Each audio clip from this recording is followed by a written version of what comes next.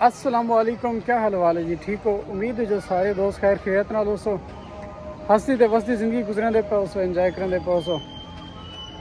अरस्तू का एक शागिर्द है। अरस्तू एक बहुत बड़ा फिलसफर आ, बहुत बड़ा उस्ताद है, बहुत बड़ा दानिशवर है अरस्तू, जिसका नाम है एक अरस्तू। उनका एक शागिर्द है सिकंदर। अब ये सिकंदर को बैकरी डेली समझाता है कि औरत के चक्कर कने ते दूर रहने।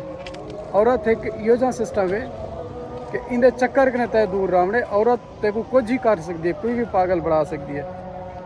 ये गाल जो सिकंदर को करेंदा पाया तो चंद उतो महल दी औरतें, खूबसूरत जो औरतें उन्हें ये गाल सुन के दी है। गाल सुनने के बाद उन्हें क्या किते, उन्हें एक दिन अरस्तू के पिछो खूबसूरत जहाँ लड़कियां ला रही थी जरा महल के सन या जितना जेड़ा उन टाइम मौजूद हैं। जिस टाइम वो अरस्तू के पिछो लग गया, अरस्तू को अपने जाल फसावन शुरू कर दिता ने। कहीं मिले कोई चक्कर देवें, कहीं मिले कि अरस्तू साहब तो थोड़ा जा घायल थी वण पे गए उड़ई। अरस्तू साहब की तवज्जो जरा उड़ई थी वण पे गई है। एक डी बार करनी ये थी ये उनकी जरी सलाम वलैकी है जिंद नाल जरा ज़्यादा क्लोज है। हूँ औरत आ गया अरस्तू साहब मेरी दिल आदे मैं गड्ढा से चढ़ा, गड्ढा की मैं सवारी करके देखा। अरस्तू शुरू डिठे डिठस गड्ढा से कोई नहीं होना अवेलेबल, कोई नज़र क्या नहीं आती भाई। शुदा अरस्तू को खुश करने वास्ते खुद गड्ढा बढ़ गए। गड्ढा बढ़ गए उदो तो औरत और जनानी जेरी है वो बह गई है, चढ़ गई है।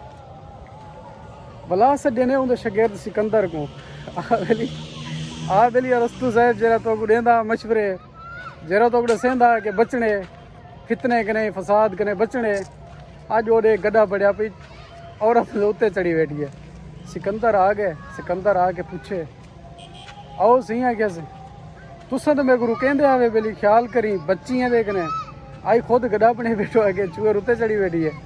आगे सी वास्ते मैं तो गुरु कहना अरस्तू साहब आके कि औरत कुछ भी कर सकती है। औरत अरस्तू जे बंदे को गड्ढा बढ़ा सकती है तो तू सिकंदर कौन है कि सीने में एहतियात की कर। बाकी में जेड़े लोग ही चक्कर च पौंदन अपना फोन ते लगे वदन, काल 24 घंटे चलती पी है, इडे घूमते पे उडे वो दुनिया जहान का कोई ख्याल करनी, मेहनत नहीं करनी, अगू नहीं निकलना, तरक्की नहीं करनी, कुछ नहीं। बाबा एक बंदा है फोन तो लगे पे चास चाहते वधे एट द एंड वह औरत आ कर पीछे एंडे धोखा देंदी है, एंडे छोड़ देंदी है। छोड़ छुड़ेंदी क्या है तेरे कने, क्या है तेरे कने है कि शे कहना फलां बंदे दी ऑफर ही पियो कने गाड़ी है, बंगला है, फलां है, ढमका है। मैं उड़ी वेंदी पी, मैं उड़ो शादी करे सा। पिछे वधांदे दिमाग घबराया, पिछे था वधांदे परेशान, पीछे टेंशन होंदे भी ये क्या थींदा पे। क्योंकि जितना भी औरतें उन्हें वास्ते कोई ना कोई मेहनत करेंदा पे, मर्द कोई ना कोई स्ट्रगल को लग्या पे।